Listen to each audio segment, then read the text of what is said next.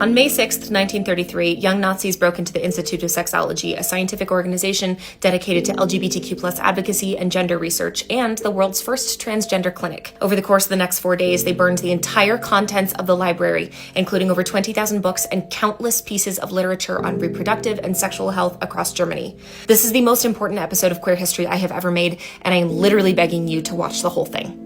The Institute for Sexual Research, or Sexology, depending on translation, pioneered groundbreaking gender care, including the first uterine transplant in Lily Elbe. The nonprofit institution was opened in 1919 by Magnus Hirschfeld, a gay, Jewish, and openly liberal doctor in Berlin. Magnus was initially reluctant to perform gender transitioning surgeries, but he changed his mind when he realized that this was life-saving care that could prevent people from attempting to take their own lives. Care included facial feminization and masculinization surgeries, hair removal, and more complicated gender reassignment procedures. I cannot properly express to you how insanely progressive the ideas of the Institute of Sexology were. Dr. Hirschfeld cared for intersex, transgender, gender fluid, and non-binary folks and recognized that gender identity and sexual orientation were entirely separate entities. Dr. Magnus believed that allowing people to present as they pleased was acting in accordance with their nature, not against it. He coined both the words transsexual and transvestite, and he staffed the Institute with psychologists, gynecologists, radiologists, lawyers, general practitioners, and more to provide low-cost or free treatment for sexually transmitted diseases, marital and personal counseling, alcoholism, and gender transitions. However, one of the most popular services they offered was providing birth control, which was illegal to straight couples who were poor or working class. Most of these practices were largely experimental, but even so, Ludwig Levy Lenz, the Institute's primary surgeon for reassignments, said he had never cared for more grateful patients. As an alternative to conversion therapy, the center taught adaptation therapy, which instructed queer people how to safely navigate a heterosexual world with minimal discomfort to their true selves. Dr. Magnus fought for the political equality of gay and transgender folks, as well as cis women. He advocated for the repeal of paragraph 175, which criminalized homosexuality in Germany, and even got his trans female patients legal identification passes with the gender marker transvestite to prevent them from being arrested for cross-dressing in public. The Institute tried to make their space as welcoming as possible, making it feel plush, warm, and full of life.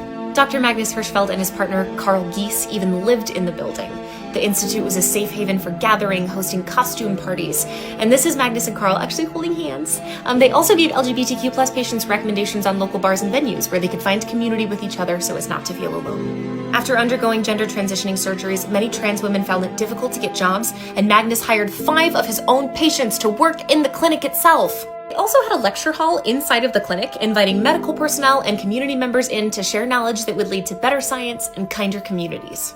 When the Nazi Youth, the German Student Union, and later that afternoon the SA, which was the Nazis' paramilitary wing, piled the contents of the Institute of the Square, they topped the pile with Magnus's bust before lighting it on fire. Magnus watched this event on a television broadcast as he was out of the country at the time, and he passed away in 1935 from a sudden stroke, never to return to his practice. Hitler was named Chancellor of Germany on January 30th, 1933. This happened May 6th of that year.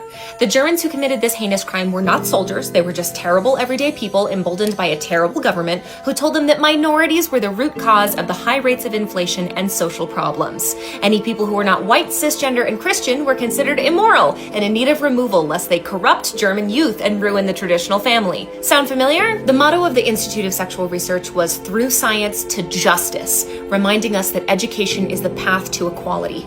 We lost so much ancestral knowledge about our community in this one raid, which is why it is our job to preserve as much information as we can in our minds now.